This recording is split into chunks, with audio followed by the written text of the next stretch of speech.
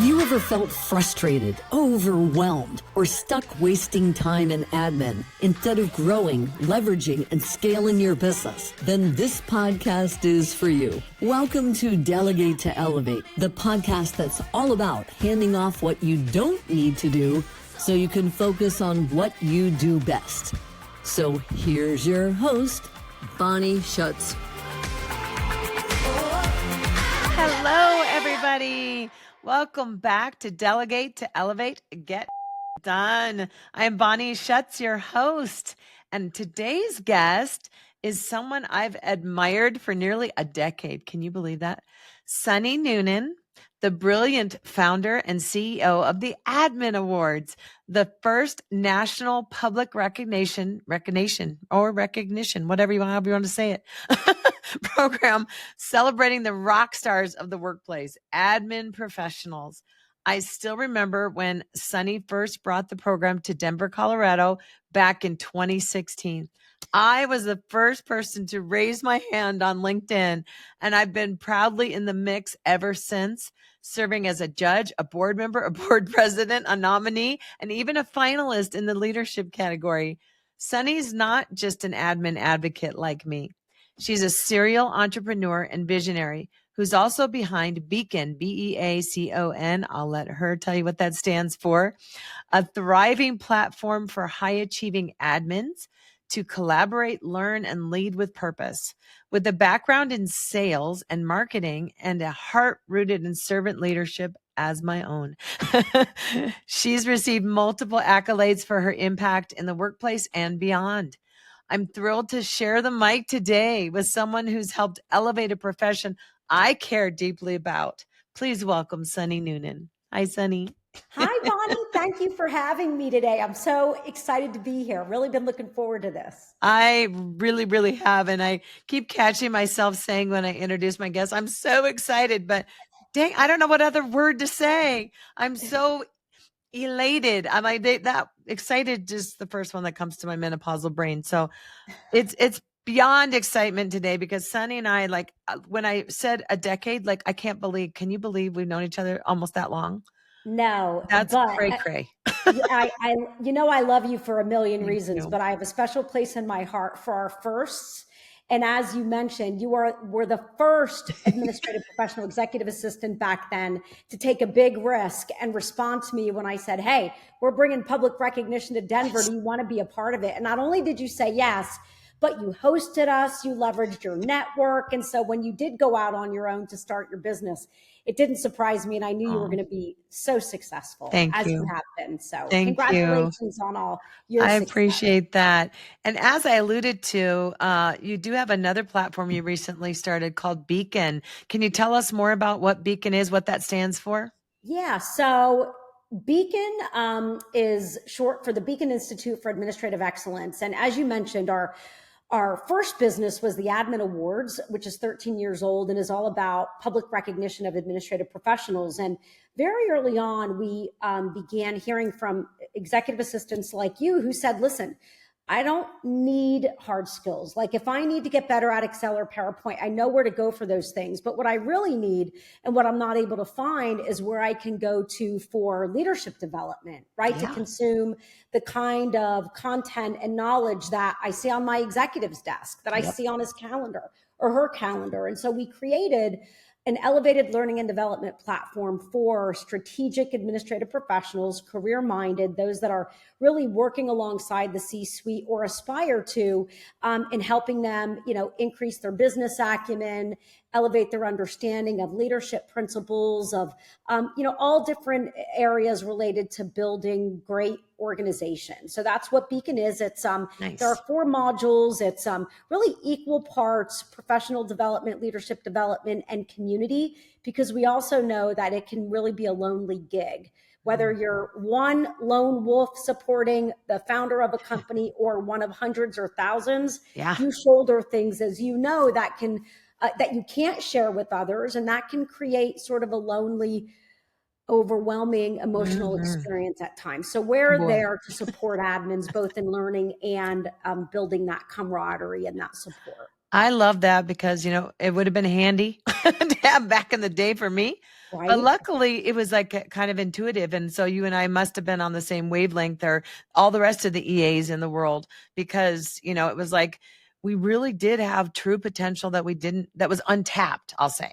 Because for me, when I pivoted and made that career pivot at 48 years old, 27 Love it. years in EA, when I made that career pivot, I say to a lot of people, like, sitting at those boardroom tables, taking minutes and snoozing, if I'm honest, like, who cares about the price of rice in China, whatever, I did not care. I just snoozed. But when I decided to just take the leap and say, "F it," excuse my language, and just do it, I was like, when I started implementing my business, I was like, oh my God, I know how to do this. Of course It you had do. soaked in, and it was so unconsciously. I didn't realize I had such wide pores. I was such a sponge, and it was all soaking in. And that is what truly helped me. And it's grown, besides my passion and advocacy for the admin profession, pulling that component into my business.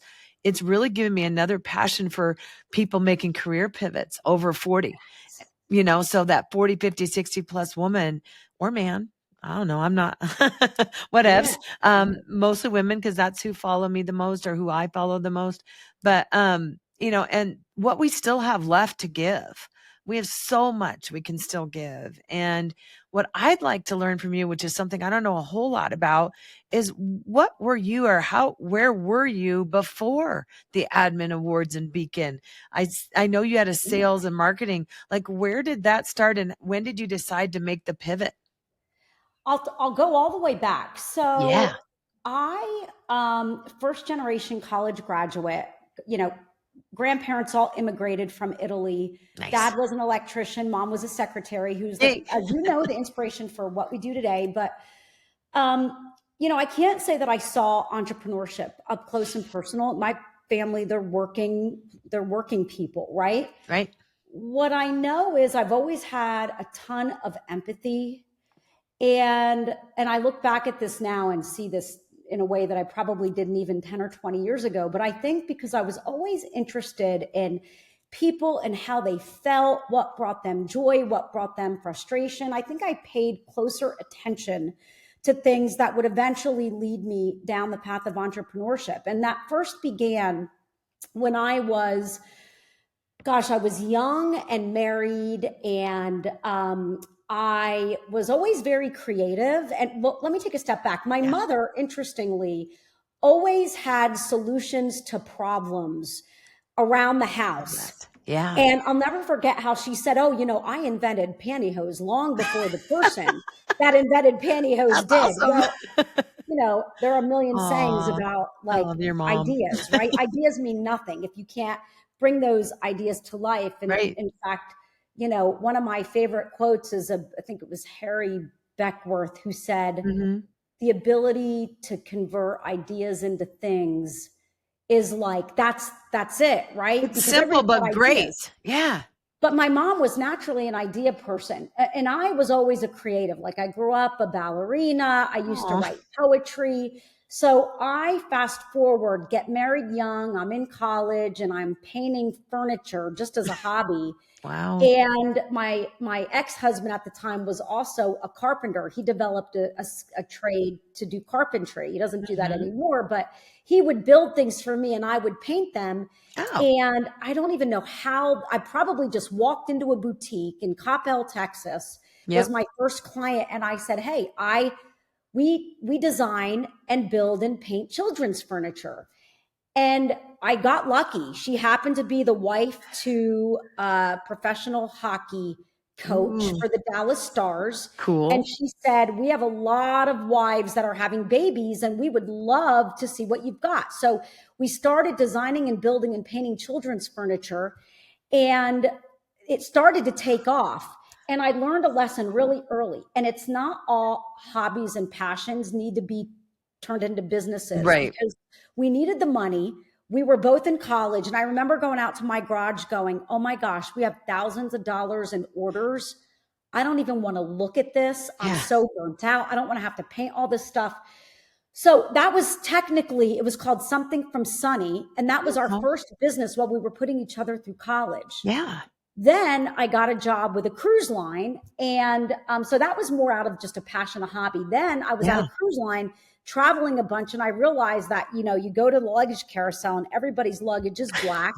And Yep. I was like, why isn't there a way to differentiate one bag from another? Yeah, Yes. like people were putting bows Ribbons. on their luggage, Yes. stickers. So I developed a line called Luggage Snake, and they were Ooh, affinity luggage straps that, were everything from golf themes to music themes cool. to Caribbean island themes, which I know would be Mhm. your personal favorite. Yes, ma'am. And what I learned there is it's really hard to scale a side gig when you have a full-time job. No kidding. Well, then I'd gotten divorced Oh, and I had two been young there too. kids, right? I needed my primary source of income. So that did not end up getting off the ground, but I did end up getting recruited by a business magazine, DCEO in Dallas. And while I was there, I left the cruise line to go work for this. It was a startup at the time.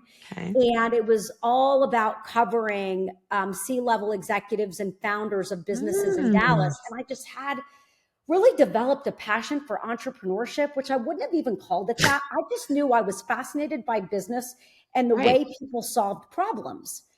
And while I was working for DCEO magazine, I realized that my primary product, which was selling pages of advertising in a magazine, Mhm. um, really wasn't, really wasn't serving my audience like it needed to. And so I said, listen, I can't sell pages and advertising to these organizations because they don't have solid brands. They don't have positioning. They're telling me that they want to get out and they want to network. Yeah. That's the way B2B services is sold. It's not just through static advertising and magazine. So I Exactly. said, let me develop this other offering, and they wouldn't let me develop it. Mm. The other idea that I had there, because I was on the publishing side, which meant I didn't write articles, I generated revenue for the magazine. Mhm. And I was tasked with helping develop these revenue generating programs. And Mm. I said, listen, you guys want us to develop another awards program. We can knock off Cranes or the Business Journal and do another CEO of the Year, Best Yeah. General Counsel Awards, Best HR Leaders. But my mom is a secretary and they love her. Why don't we create a recognition program for secretaries? We could call it the Admin Awards. And like a lot of my ideas at the time, it got shot down. They didn't think it was a good Bet. idea. They didn't know how it would make money. And I'm like, I think you're crazy because I know how beloved my mom is.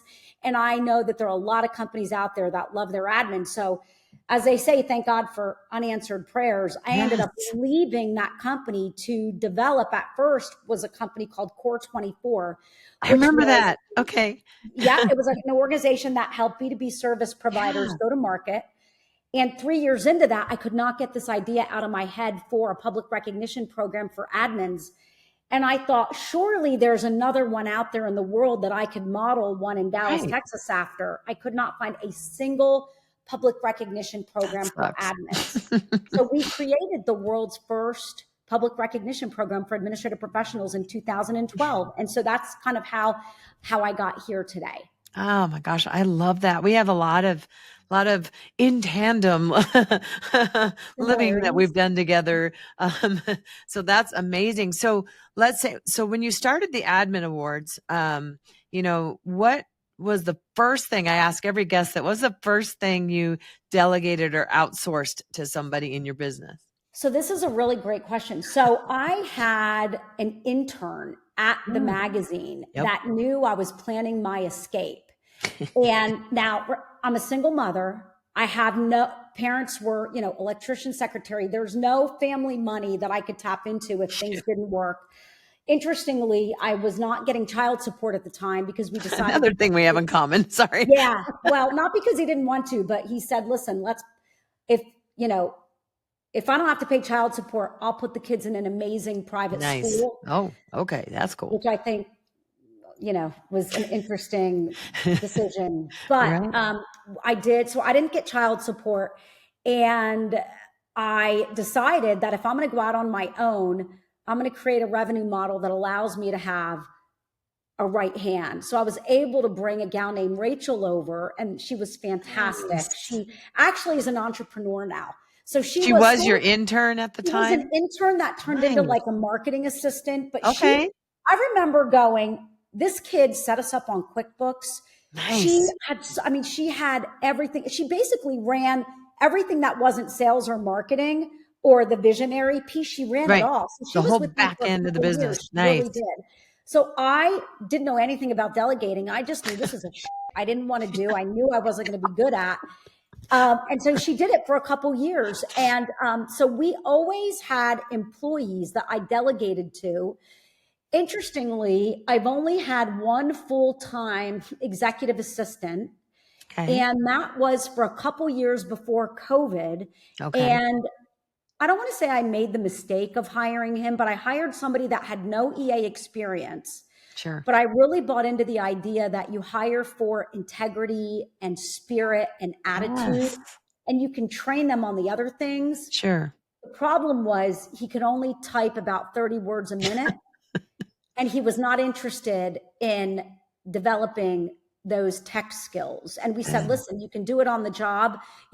Most companies would say you need to do this after hours. Yeah, right. Said, learn Excel, Microsoft, MS Office, but you got take typing training. We'll pay for it. You could do it on the job. But Yeah. he was constantly overwhelmed by it. He was about 50 years old at the time that we hired him. And he was constantly overwhelmed. And he said, listen, if as a 50-year-old gay man, I have to learn how to type, I'm in the wrong profession.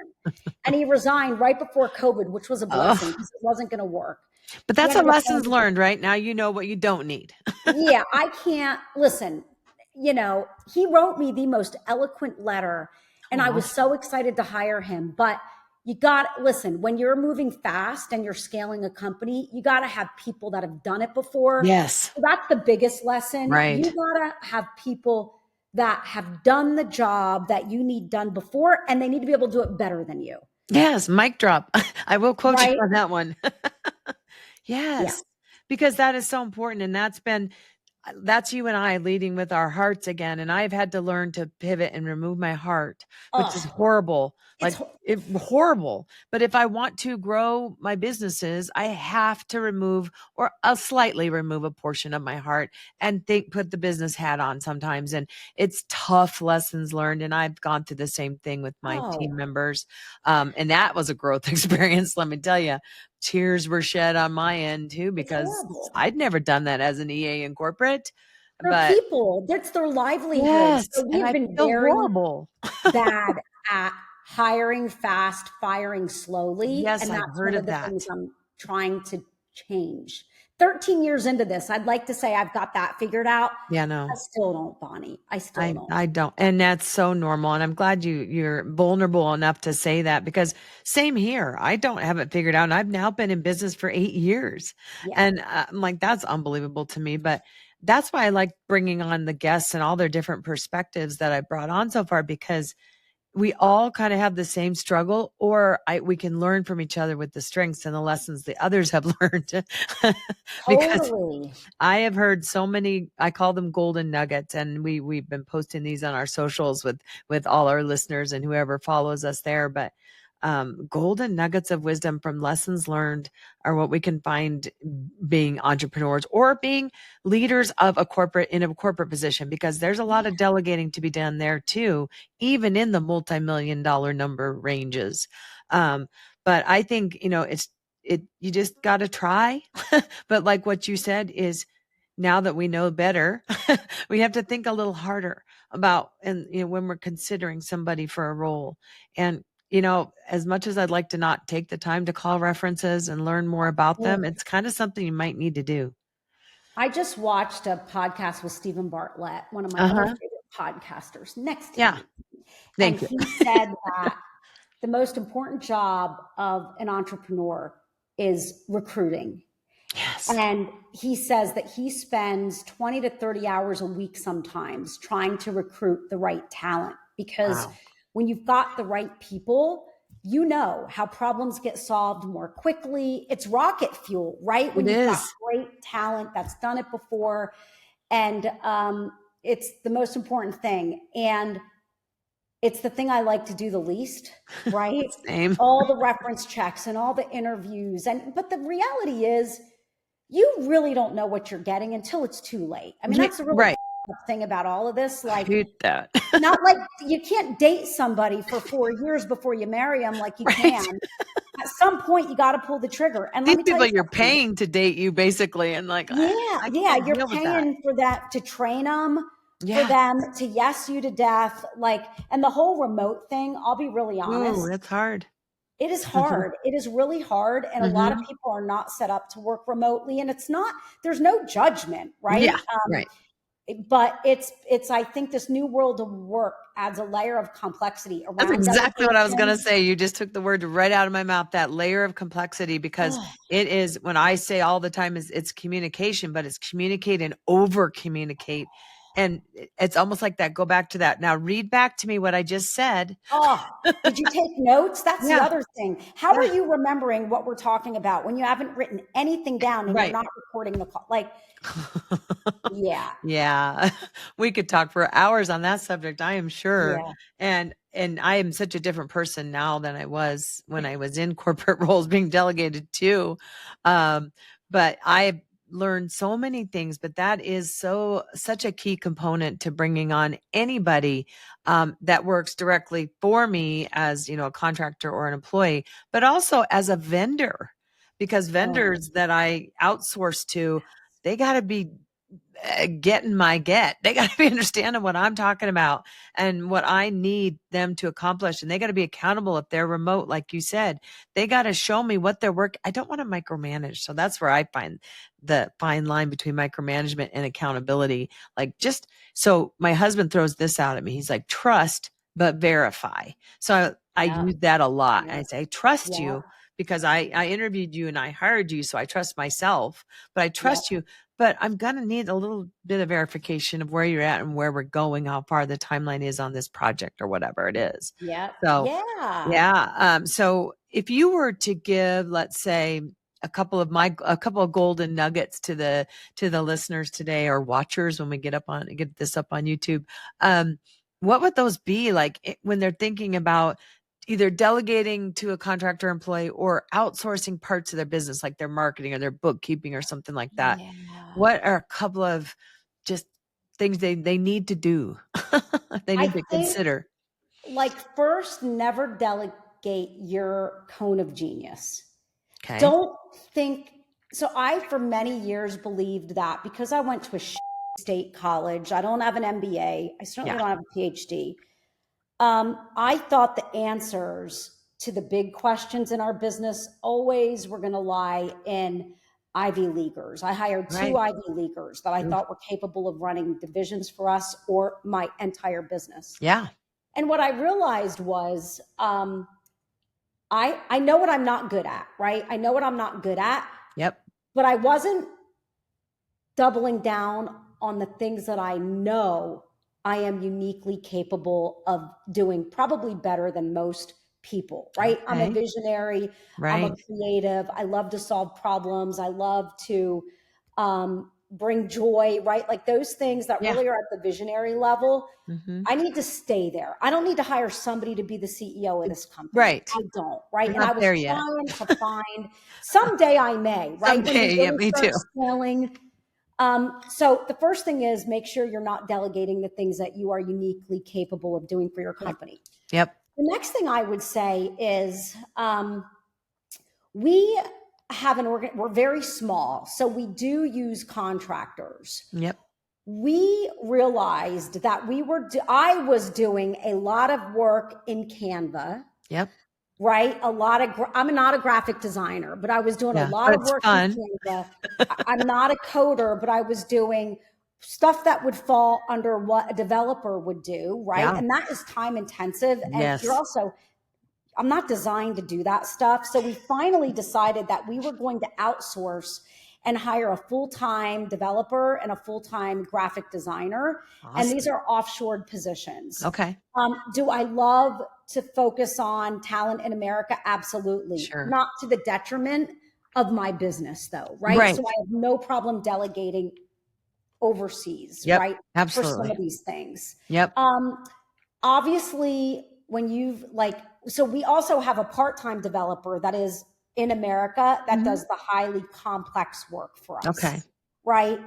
So when we're building new divisions or new products and we really need a seasoned engineer, that we use HubSpot, we will use American talent because things do get lost in translation. They just do. Yeah. And English is not, your primary language. The other thing I'll say is really understanding the natural inclinations of people internally. So we are using the EOS, Entrepreneurial Operating System, in Traction. So we have an amazing Traction implementer that helps us be really clear about who's going to lead what divisions and KPIs for our organization. Also, culture index, strength finders, employee profiling tools. They are not intended to make all the hiring decisions for you, but they're another data point that helps you understand, is this person a technical expert? Are they a specialist? Are they entrepreneurial? Do they have sales inclination? So understanding how people naturally show up at work gives you another added layer of confidence in, am I hiring the right person to be a coordinator or to be a marketing manager or a demand generation specialist, right? So using employee profiling tools, I think, can be really, really, whether it's DISC or strength finders or predictive index, culture index, use something to help you understand people, because it's also going to, I used to get really pissed off because I thought people should have naturally known things, or they should naturally be inclined to do things a certain way. And they're just not put on this earth to do some of these things that I thought they should be able to do naturally. We're very much alike in that arena. Right? So I think profiling tools are really helpful. I think, understand. So the whole thing about Traction, and I skipped a bunch of things, like you've got the visionary, and then between the visionary and the rest of the organization sits that integrator. My husband happens to be the integrator. He's an aerospace engineer. Okay. He's sitting in that role. It's not going to be forever, but for right now, that's where he sits. But understanding that integrator role. And we, if you've read Rocket Fuel, which was written by Gino Wickman and Mark Winters, who happens to be the author of Rocket Fuel, his son is our Traction integrator. Understanding, who sits beneath the visionary and the integrator role, and then who needs to sit over HR, over tech, over ops, over sales and marketing. Like really understanding who needs to lead those divisions has been really important to us. I love that. And holding them accountable to those metrics. So actually, I have Traction here. Like I would absolutely thank you for sharing that to everyone. Yeah, we'll definitely put that down in the comments for everybody that listens. And then when you watch it pop over to YouTube, you can find it there. If you're a small business, if you're like under 200, between 10 to 200 employees, whether they're full-times or contractors, that's when this really makes sense. Okay. So those have sort of been the key things: employee profiling tools, Traction, the EOS system, really understanding what you are uniquely capable of and not outsourcing that. That's what I like. That one really hits me. Yeah. Right. For a reason. Trust yourself and lean into those gifts, because you know what you're bad at, and you probably beat yourself up when it comes to those things all the time. But do you give yourself enough credit when it comes to the things that you are uniquely capable of doing? And can you say it out loud? I'm good at writing contracts or whatever. I didn't realize the things I was good at until I, had to fail a few times and got really good at it. But it is then that whole introspection of, should I be doing this? Like maybe I'm good at it, but should I really be doing this? Spending my time, like you mentioned, Canva. I love playing in Canva, but I got to almost like hit my own hand and say, stop it. Literally, I just want to be a Canva person. Me too. In my next life, 8 hours gone. Hey, new business for you and I. We need 5-6 businesses each, don't we? We are the Canva and then queen. Video. I love, like I always say, in my next life, I'm going to do documentaries, but I will tell you, watching them.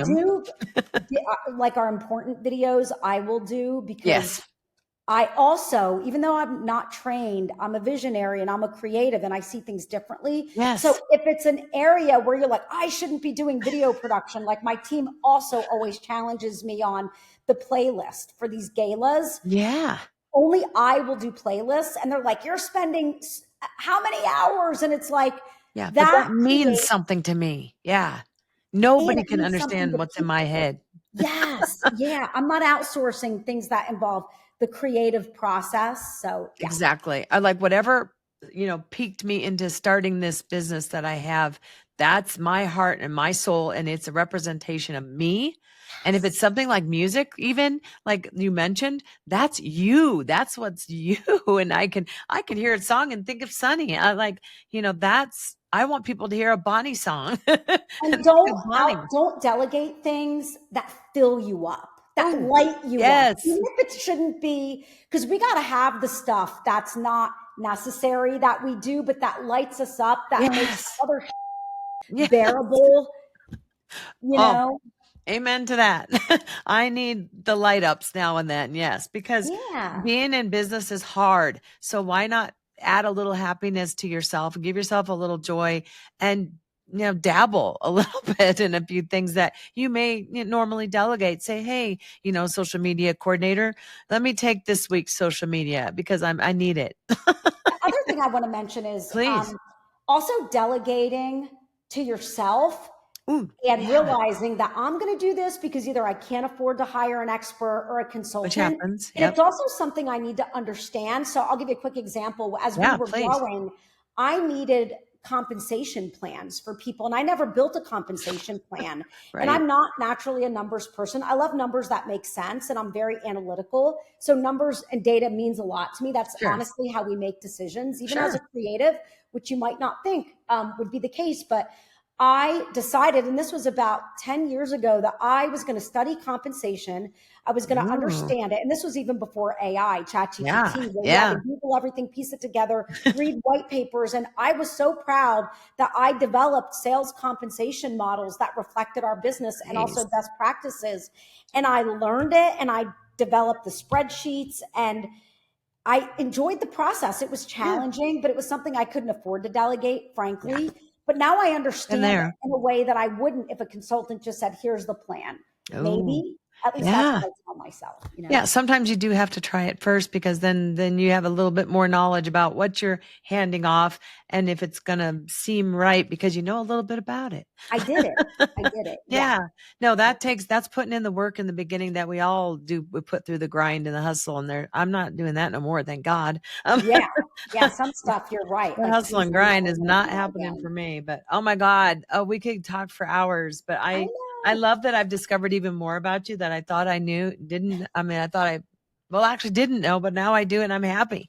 Yay. We need that more coffee chats and happy hours. We got to Anywho, stick together, especially when, I mean, I don't know if you know this, but you probably uh-huh. do, but there are not enough female founders, and there less than 4% of female founded companies generate over $500,000 a year in revenue, and less than Mm, 2% generate over a million a year in yeah. revenue. Think about that. Crazy. 2% of women That owned sucks. businesses are in the million plus. So there aren't enough of us out No. there. And we're sometimes our worst enemy, right? Like there Yeah. are things that are unique to us because things hold us back and we don't challenge ourselves enough, like taking on debt and things like Yes. that. But yeah, I think You feel knowing me? we're not alone and podcasts like this are so important because also women, I don't want to say that we don't, I think we do share our challenges probably more than men, but I Yeah. think sometimes we think we're alone and our challenges are unique to us. And this is a Hmm. great reminder of that, Yeah, no kidding. we're not. That's great. Yeah. Luckily, I too have found a couple organizations that focus on women doing that and they have built me up like crazy. I've mentioned them a couple times on the podcast here. I'll tell you offline, they just started a chapter in Dallas. Um, Very cool. so I Very might have to cool. tell you about that one. But yes, I would just like to say thank you so much for today Yes. and being a guest. I've waited a long time to bring on the show, the really big show, showing my age. I love it. Um, but everybody, I want you to pay attention to what she's doing. And I have a passion for the admin profession. So if you know any admin professionals, celebrate them, not just on admin day, celebrate them all the time. Let them know they're appreciated. Yes. I can't say that louder, out to the hills, out to the stratosphere. It's something that, it's not spoken about. And usually most of us, we're like, cool, you shine. I'll just sit back here in the background. You do your thing.